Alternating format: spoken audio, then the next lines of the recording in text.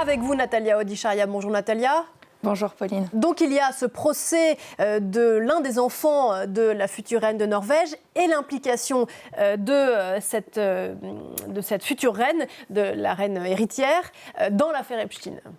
Oui, en Norvège, c'est la correspondance intime entre la princesse héritière et Jeffrey Epstein qui choque le royaume, mais aussi la presse. Le journal Verdensgang s'étonne de la quantité de leur échange, plus de 1000 décompte le quotidien. Le ton, lui, semble intime et familier, souligne le journal Aftenposten, qui publie de nombreux extraits. Je vous cite une phrase qui a particulièrement retenu l'attention. La princesse héritière aurait demandé à Jeffrey Epstein par mail s'il était déplacé de suggérer 2 femmes nues portant une planche de surf comme fond d'écran à son fils âgé de 15 ans, je cite.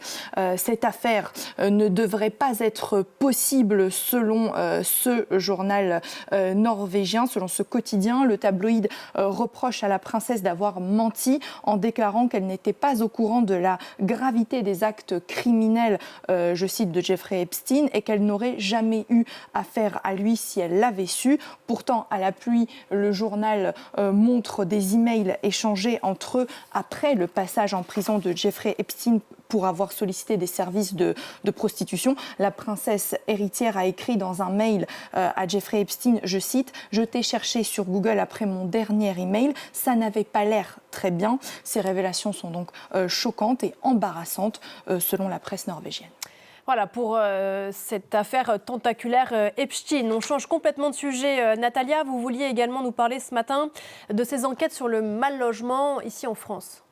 Oui, plus de 4 millions de personnes sont mal logées dans le pays, selon le dernier rapport de la Fondation pour le logement, et la situation s'aggrave.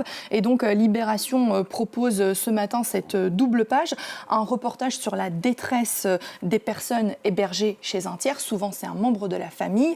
Le profil de ces personnes, des personnes donc discriminées, des personnes qui ont connu des séparations compliquées, qui ont un travail instable, pas les moyens de se permettre donc un logement. Bref, le journal recueille là la parole de divers profils, mais aussi celle des hébergeurs qui peuvent aussi parfois vivre des situations difficiles en hébergeant l'un de leurs proches ou tout simplement la mauvaise personne. Le journal La Croix, lui, propose un reportage dans le plus grand bidonville du pays, celui de Stens, qui sera démantelé dans les prochains mois. Le quotidien parle d'un petit village entre 1000 et 1500 habitants et surtout de ces personnes qui se retrouvent désemparées face à cette situation. Autre sujet, Natalia, dans la revue de presse, les métaux rares, une quête de toutes les grandes puissances, y compris de la France. C'est l'enjeu du siècle, écrit Le Parisien ce matin. Mais ce nouveau projet d'extraction de lithium dans l'Allier, dans le centre de la France, inquiète les riverains. C'est censé être, si ce projet se concrétise, c'est censé être la plus grande mine de lithium en Europe. En tout cas, le projet inquiète les riverains, notamment parce qu'ils ont peur de la contamination des nappes phréatiques. Pour le gouvernement français, de leur côté, c'est un moyen de réduire leur dépendance aux importations chinoises, explique le journal. Et le directeur du site, lui, tente de rassurer les locaux en disant que le projet ne verra le jour que s'il est accepté et responsable. Et si cette thématique vous intéresse, celle des métaux rares, voici la une de la Tribune qui propose ce matin un entretien avec des spécialistes de la question pour comprendre par exemple la différence entre rareté géologique et économique de certains métaux. Et puis pour finir, Natalia, une histoire étonnante. Un homme de 91 ans qui a remporté la médaille d'or lors d'une compétition britannique de trampoline.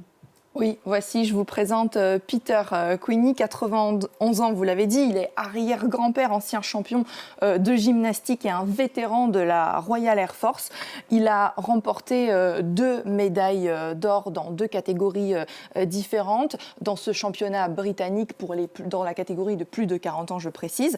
Il a impressionné le public, voilà, vous pouvez le voir sur cette vidéo. Et il a aussi confié au Daily Mail qu'il fêterait ses 100 ans en faisant des saltos arrière. Magnifique, merci beaucoup Natalia. À propos de champion.